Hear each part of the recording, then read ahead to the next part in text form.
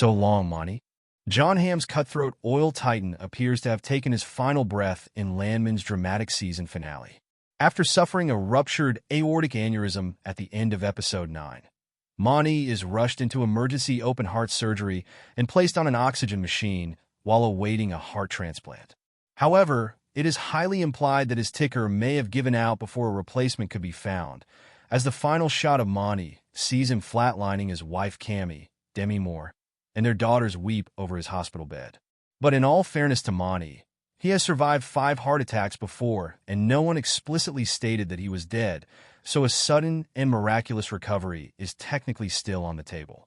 Don't lose hope, Hem fans.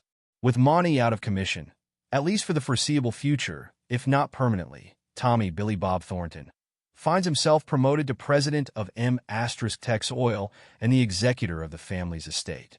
He is then forced to navigate both helping Cammie close one last farm-out deal for the company and handling the increasingly dangerous situation unfolding with the cartel all at the same time. No pressure.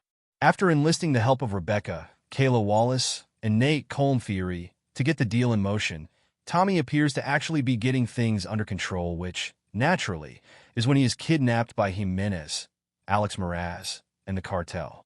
They attempt to intimidate him by blowing up an oil tank as payback for Monty's stunt with the National Guard. But when Tommy remains his ever-stoic self, they decide to transport him to another location to strike some more physical fear into him instead. Jimenez then proceeds to conduct what can only be described as ASMR torture upon Tommy, complete with rattling chains, smooth hammer sounds, gasoline pouring, and the swift clang of a nail into the upper thigh. When Tommy's death seems all but assured, everyone's favorite Landman is saved by a mystery man, played by Andy Garcia, who kills the other cartel members, frees him from his shackles, and floats the idea of a peaceful coexistence between the cartel and M*Texas. It's not immediately clear, however, if Garcia's character is another member of Jimenez's cartel or another rival group entirely, setting the stakes for even more future oil drug drama. While Tommy initially bristles at the suggestion, it becomes abundantly clear that he might not exactly have a final say in the matter, especially since Garcia reveals that the cartel is interested in getting into the oil business, too. The pair of unlikely temporary allies then escape before the police can arrive, with Tommy hitching a ride home from Dale, James Jordan. The battered Tommy completes his no-good, very bad day by crumpling onto the couch, where he is promptly met by worried wife Angela, Ollie Larder, who questions his whereabouts.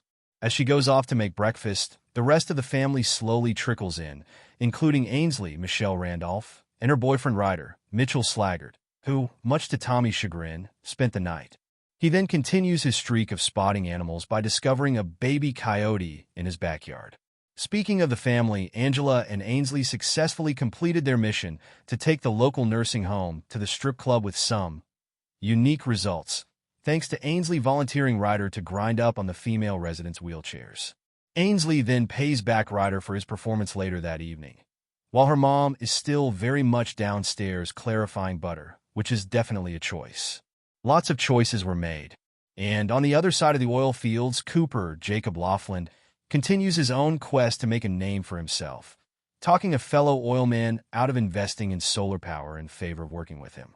He then shares a heartfelt moment with his partner Ariana, Paulina Chavez, who is still in the process of grieving her late husband.